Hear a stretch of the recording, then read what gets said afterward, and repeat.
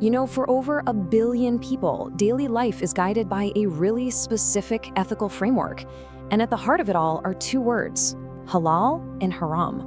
We're gonna dive into what these mean and see just how they shape pretty much every aspect of life for Muslims across the globe. So, what are we talking about here? It's actually pretty simple. Halal is anything that's permissible or lawful. Think of it as the green light. And haram? That's the opposite. It's what's prohibited.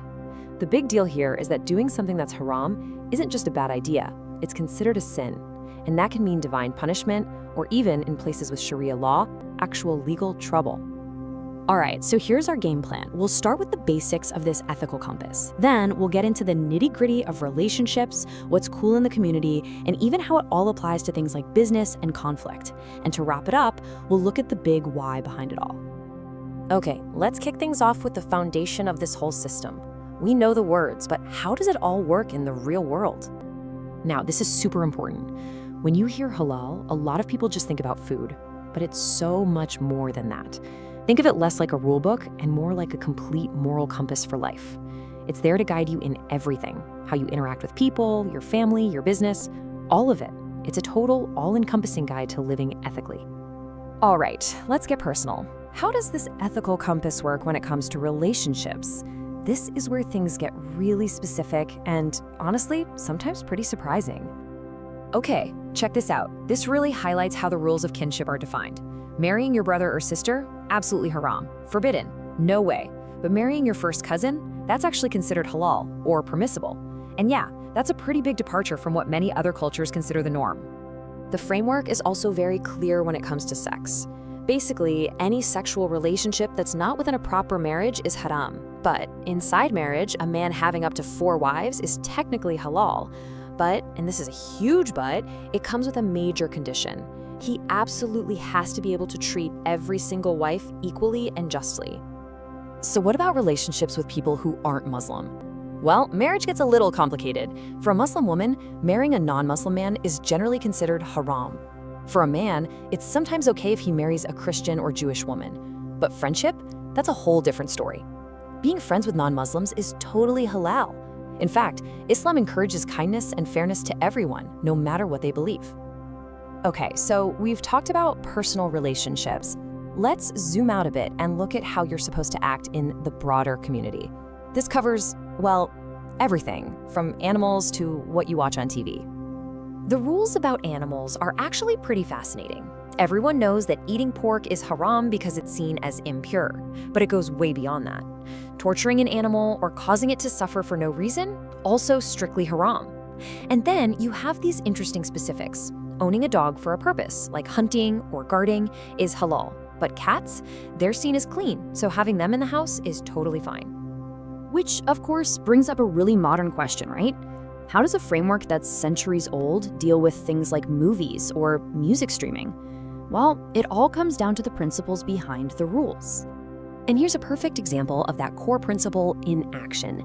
It's not about the thing itself, it's about the content. So watching pornography, that's haram because it's seen as corrupting, but watching a clean movie that doesn't push immoral ideas, perfectly halal. Music is another one of those areas where you see different interpretations.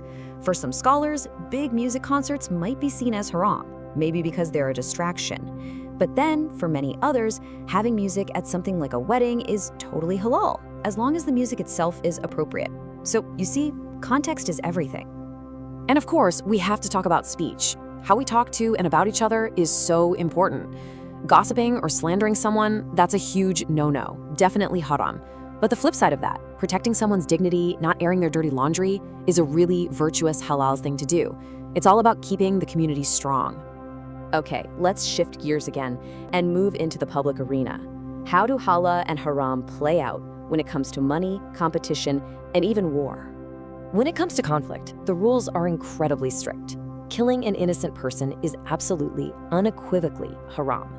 Now, in a justified war, say for self-defense, fighting is allowed. But even then, there are very strict rules of engagement. The goal is always to minimize harm. This next one is a really great example of how specific these rules can get. Think about sports, MMA and boxing. Some scholars say they're haram. Why? Because the goal often involves hitting the head and causing serious injury. But something like Olympic wrestling, where it's all about grappling and technique with no blows to the head, that's considered halal.